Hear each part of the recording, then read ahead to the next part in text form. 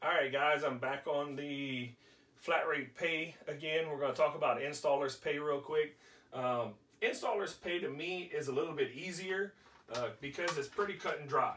So basically, what you have is you have a job bid for, let's say you have 8 hours bid to do an attic change out or attic and ductwork change out. You got 8 hours bid. Well, your lead installer is going to get paid 8 hours of whatever they get paid. So, and then your helpers will get paid the same thing.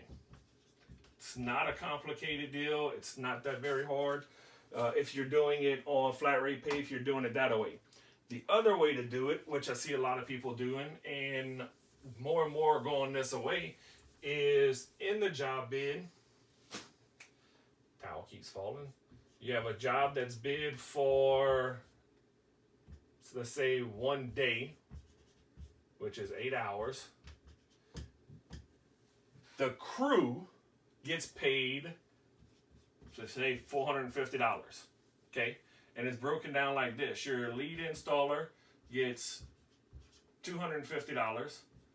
The helper gets $100, and the second helper gets $100. So let's say you're doing a 3-man crew and they're doing duct work and everything. You got 2 helpers and a lead installer. There's your $450 for the day. This right here helps you control what your cost is on that job. If it takes them less than 8 hours to get this done, let's say they finish it in 6.5, 7, doesn't matter. They're still making their money. So these guys are going to do the best that they can to go out there and make sure that this is done. Here's the caveat. Callbacks. Callbacks, they are 100% responsible for. Okay? If it's their fault. If it was because something wasn't installed right. So if they installed it properly and they started it up and everything's working fine, and you get a call back and you go out there and it's a burnt compressor or DOA compressor, or it's something outside of what the installer could have done, okay, well now you just got to chalk that up and you take that out of your service fund that you have added into the job, and you pay service tech to go out there and you get it fixed, or you pay the installer whatever your flat rate is to get that problem fixed. But let's say they didn't hook up a duct, or they didn't hook up a duct correctly, or they left a damper closed, or they left a trashy mess or something like that. They go back out there, they pick that up for free. You paid them already. Basically like having a sub. But they're not a sub. You still take out taxes. You still pay them like a W-2 employee. They still all have that. Also, for them to come in for training, you pay them just like I talked about in the last video. If you didn't see the last video, you have task. Okay? You have a task for training and shop. Okay?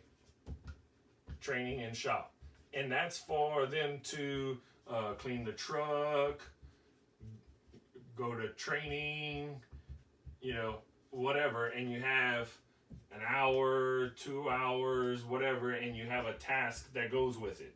And the only way they can use that task number on their sheet when they turn in their time cards and stuff and their job sheets, they'll have a job sheet with this on it, is they have to have approval. You have to have approval from the manager, whether it's an install manager, sales manager, service manager. You have to have a manager approval to turn that in. That way, they're not filling out a bunch of task times for shop and training when they're not doing anything.